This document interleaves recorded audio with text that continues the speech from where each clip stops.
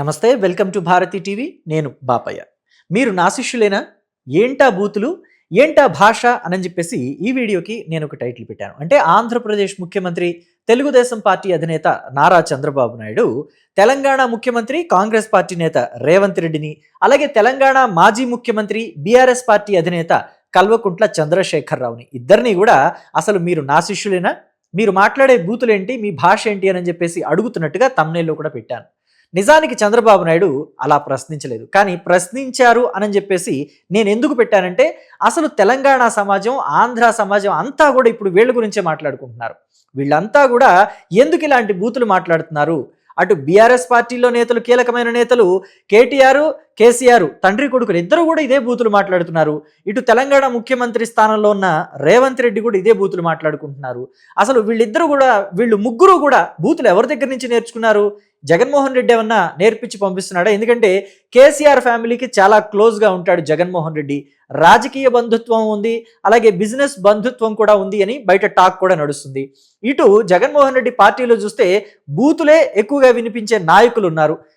రాజకీయ విమర్శలు చేయటం కన్నా బూతు విమర్శలు చేసే నాయకులే ఎక్కువ మంది ఉన్నారు. మనం చెప్పుకుంటూ పోతే కొడాలి నాని దగ్గర నుంచి వల్లభనేని వంశీ, రోజా, అనిల్ కుమార్ యాదవ్, అంబటి రాంబాబు, జోగి రమేష్, ఇలా ఒక పెద్ద లిస్టే ఉంటుంది. సో వీళ్ళందరినీ చూసి తెలంగాణ నాయకులు కూడా మారిపోతున్నారా? తెలంగాణ నాయకులు కూడా రాజకీయాల కన్నా బూతులే ఎక్కువ మాట్లాడుతున్నారా అని చెప్పేసి అటు ఆంధ్ర ప్రజలకి, ఇటు తెలంగాణ ప్రజలకి అందరికీ అనుమానం కలుగుతుంది. అందుకనే వాళ్ళ అభిప్రాయాలనే తీసుకుని నేను ఈ టైటిల్ పెట్టాను. నిజానికి చంద్రబాబు నాయుడు అలా అడుగుతారంటే అడగరు, ఆయనకు ఆ అవసరం కూడా లేదు. కానీ తెలంగాణ సమాజం, ఆంధ్ర సమాజం మొత్తం కూడా వీళ్ళని అడుగుతుంది, ఎందుకు ఇలాంటి బూతులు మాట్లాడుతున్నారు? రేవంత్ రెడ్డి ముఖ్యమంత్రి హోదాలో ఉండి ఇలాంటి బూతులు మాట్లాడొచ్చా అని చెప్పేసి రేవంత్ రెడ్డిని అడుగుతున్నారు. ఇక కేసీఆర్ని అయితే ఇంకా గట్టిగా అడుగుతున్నారు. 9.5 ఏళ్ళు ముఖ్యమంత్రిగా పనిచేశావు, అలాగే తెలంగాణని సాధించుకొచ్చాను అని చెప్పేసి చెప్పుకుంటావు. పులి నోట్లో తలకాయ పెట్టి మృత్యువుతో పోరాడి తెలంగాణను సాధించానని పదే పదే చెప్పుకుంటావు. తెలంగాణ సమాజానికి బాపుని అని చెప్పేసి చెప్పుకుంటున్నావు. నీ తనయుడు కూడా అదే ప్రచారం చేస్తున్నాడు, తెలంగాణ బాపు అని చెప్పేసి చెప్పుకుంటున్నాడు. మా నాన్న తెలంగాణ బాపు అని చెప్పి ఆయన పదే పదే దాన్ని ప్రచారం చేస్తున్నాడు. సో ఇలాంటి స్థానంలో ఉన్న మీరు ఈ బూతులు మాట్లాడటం సమంజసమేనా అని చెప్పి ప్రజలే క్వశ్చన్ చేస్తున్నారు. ఎందుకని అంటే నిన్న అటు రేవంత్ రెడ్డి, ఇటు కేసీఆర్ ఇద్దరూ కూడా ఒకే సమయంలో సభ పెట్టారు. జగిత్యాలలో కేసీఆర్ సభ పెడితే కాళేశ్వరం దగ్గర కాళేశ్వరాన్ని విజిట్ చేసి రేవంత్ రెడ్డి అక్కడ ఒక సభ పెట్టారు. రేవంత్ రెడ్డి ఏమన్నారు? ఆయన అసలు తెలంగాణ సమాజాన్ని మొత్తాన్ని కూడా మోసం చేశారు, తెలంగాణని దోచుకు తిన్నారు 9.5 ఏళ్ళు. కాళేశ్వరం కట్టాల్సిన ప్లేస్ ఇది కాదు, కట్టాల్సిన సమయం ఇది కాదు, ఎలా పడితే అలా కట్టుకుంటా వెళ్ళిపోయారు. చాలా తక్కువ సమయంలో కాళేశ్వరాన్ని కట్టి నీళ్లు నింపారు, అది వచ్చేసి ఇప్పుడు కూలిపోయింది, ఎటు కాకుండా అయిపోయింది పరిస్థితి. ఆయన దోచుకు తిన్నాడు తెలంగాణని. సో కాబట్టి అసలు ఇది సభ్య సమాజం కాకుండా ఉండుంటే గనక, ఆటవిక సమాజం అయితే గనక ఆయన్ని అడవిలో చెట్టుకు ఉరిదీయాల్సిన పరిస్థితి కేసీఆర్ని అని చెప్పేసి ఆయన తిట్టాడు. మరి ఇక్కడ కేసీఆర్ ఏమైనా వయసుకు తగ్గ మాటలు మాట్లాడారంటే ఆయన కూడా వయసుకు తగ్గ మాటలు ఏమీ మాట్లాడలేదు. ఆయన కూడా అదే శైలిలో మాట్లాడారు. నువ్వు 9 జన్మలు ఎత్తినా నేను జావను నా కొడక అని చెప్పేసి మాట్లాడారు. 9.5 ఏళ్ళు ముఖ్యమంత్రిగా పనిచేసిన వ్యక్తి నా కొడక, నీ కొడక అని చెప్పేసి అట్లా మాట్లాడతారా? అసలు అది పుట్టుకల్నే అవమానించే మాట కదా నా కొడక అనే మాట. కేసీఆర్కి ఆ మాత్రం ఇంగితం లేదా అని చెప్పేసి తెలంగాణ సమాజం మొత్తం కూడా వేలెత్తి చూపిస్తుంది. ఇన్ని సంవత్సరాలు ముఖ్యమంత్రిగా పనిచేసి, ఇంత అనుభవం ఉండి, మంత్రిగా పనిచేసి, అలాగే ఎంపీగా నువ్వు పనిచేసి ఇలాంటి మాటల కేసీఆర్ మాట్లాడేది? ఇలాంటి దిగజారుడు మాటలు ఈ వయసులో కేసీఆర్కి అవసరమా అని చెప్పేసి మాట్లాడుతున్నారు. అయితే కేసీఆర్ ఏమంటారంటే, అసలు నేను అధికారంలోకి వస్తే రేపు ఈ హైడ్రా ఉండదు, ఎత్తిపడేస్తానని చెప్పేసి అంటున్నారు. అసలు హైడ్రా మంచి చేసిందా, చెడు చేసిందా అనే విషయాల్ని రాజకీయంగా మాట్లాడాలి కానీ అసలు హైడ్రాని తీసేస్తానని చెప్పేసి మాట్లాడటం సమంజసం కాదని కూడా చాలా మంది చెప్తున్నారు. హైడ్రా రావటం వల్ల తెలంగాణలో ప్రభుత్వ భూముల్ని ఆక్రమించుకుని ఇళ్లు కట్టుకున్న వాళ్ళని క్లియర్ చేశారు. అనేక చెరువుల్ని, అనేక నాలాల్ని, ఆక్రమితమైపోయిన వాటిని, ఆ ఆక్రమణలన్నీ కూడా తొలగించి నాలాల్ని, చెరువుల్ని రక్షించారు. గత ప్రభుత్వంలో, గత హయాంలో మీరు కూడా ముఖ్యమంత్రిగా పనిచేసినప్పుడు మీ ఆలోచన కూడా అదే కదా. చెరువులో అన్యాక్రాంతం అవ్వకూడదు, చెరువులు పూడికి తీయాలి, మిషన్ భగీరథ అని చెప్పేసి మీరు చేసింది అదే, ఇవాళ వాళ్ళు చేస్తోంది అదే. చెరువులు గనక పూడికలు తీసేస్తే, చెరువులు పూడికలు తీత చేసి, అలాగే చెరువుల్లో ఆక్రమణలు ఏదైతే ఉన్నాయో అవన్నీ తీసేస్తే వర్షపు నీళ్లు చెరువుల్లో నిండుతాయి, ఇళ్లలోకి రాకుండా ఉంటాయనే కదా కాంగ్రెస్ పార్టీ ఆలోచన కూడా. సో ముఖ్యమంత్రిగా రేవంత్ రెడ్డి ఆలోచన కూడా అదే కదా. కానీ దాంట్లో లోటుపాట్లు ఏమున్నాయో చెప్పించండి, దాంట్లో తప్పులు ఏమున్నాయో వెతికి అవి చెప్పండి. అసలు మొత్తం హైడ్రానే తీసేస్తానంటే ఎలాగా? అంటే ఆక్రమణల్ని, కబ్జాల్ని మీరు ప్రోత్సహిస్తారా అని చెప్పేసి ప్రజలు మీ గురించి ఆలోచించరా? అలాగే మూసీ గురించి కూడా కేసీఆర్ కొన్ని కీలకమైన వ్యాఖ్యలు చేశారు. మూసీలో ఉన్నపళంగా ఖాళీ చేయమంటారు, ఇదేమన్నా న్యాయమా? అసలు మూసీకి నేను మూసీ శుభ్రం చేయడానికి, మూసీని శుభ్రపరచడానికి, ప్రక్షాళన చేయడానికి నేను వ్యతిరేకం కాదు అని చెప్పిన కేసీఆర్, కానీ ఈ ఆక్రమణలు తొలగించే విషయంలో అసలు ఉన్నపళంగా ఖాళీ చేయమంటే వాళ్ళు ఎక్కడికి వెళ్తారని చెప్పేసి ఇవాళ మాట్లాడుతున్నారు. కానీ అదే కేసీఆర్, కేటీఆర్ గతంలో అసెంబ్లీలో ఏం మాట్లాడారు? అసలు ప్రభుత్వ స్థలాన్ని ఆక్రమించారు అని అంటే ఎటువంటి నోటీసులు ఇవ్వకుండా ఖాళీ చేయించే హక్కు ప్రభుత్వానికి ఉంది అని చెప్పేసి గతంలో అదే కేసీఆర్, అదే కేటీఆర్ మాట్లాడలేదా?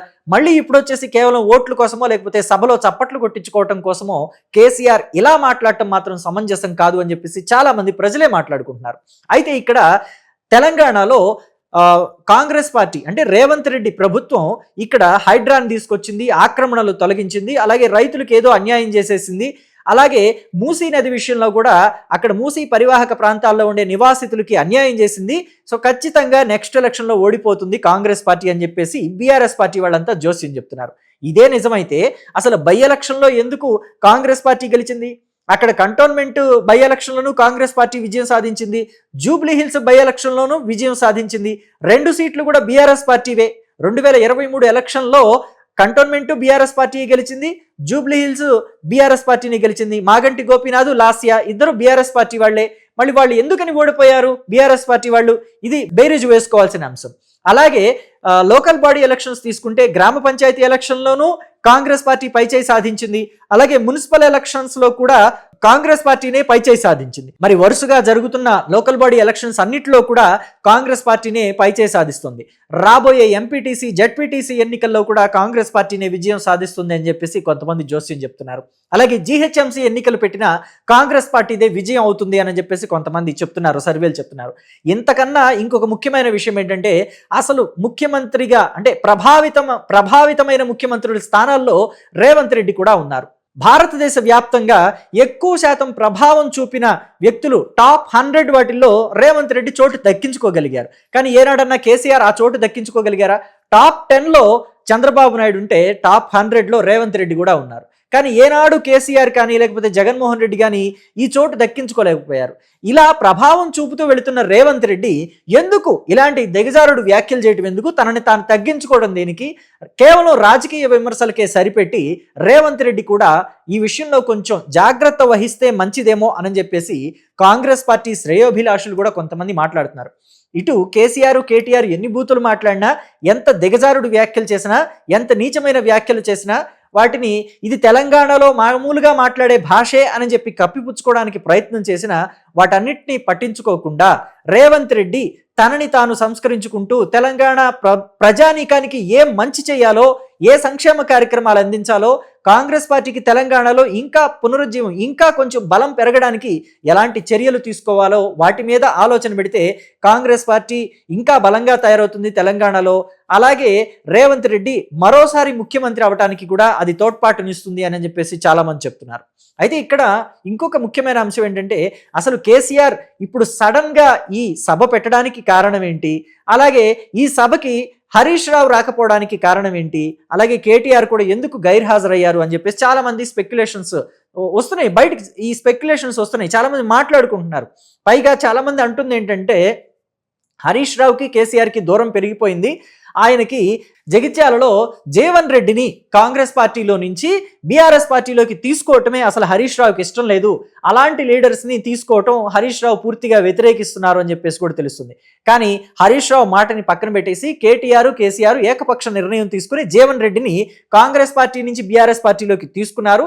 గులాబీ కండవా కప్పటం జీవన్ రెడ్డికి, గులాబీ కండవా కప్పటం హరీష్ రావుకి ఇష్టం లేదు, అందుకే ఆయన ఈ సభకి దూరంగా ఉన్నారు.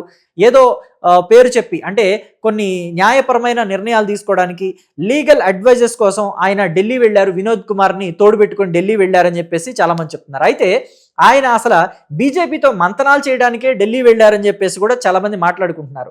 హరీష్ రావు కొంతమంది బీఆర్ఎస్ పార్టీ నేతల్ని కలుపుకొని బీజేపీలోకి జంప్ అయిపోతారని కూడా కొంతమంది చెప్పుకుంటున్నారు. ఎందుకంటే బీఆర్ఎస్ పార్టీలో ఆధిపత్య పోరు నడుస్తుంది, కేటీఆర్కి హరీష్ రావుకి ఏమాత్రం సరిపట్టం లేదు.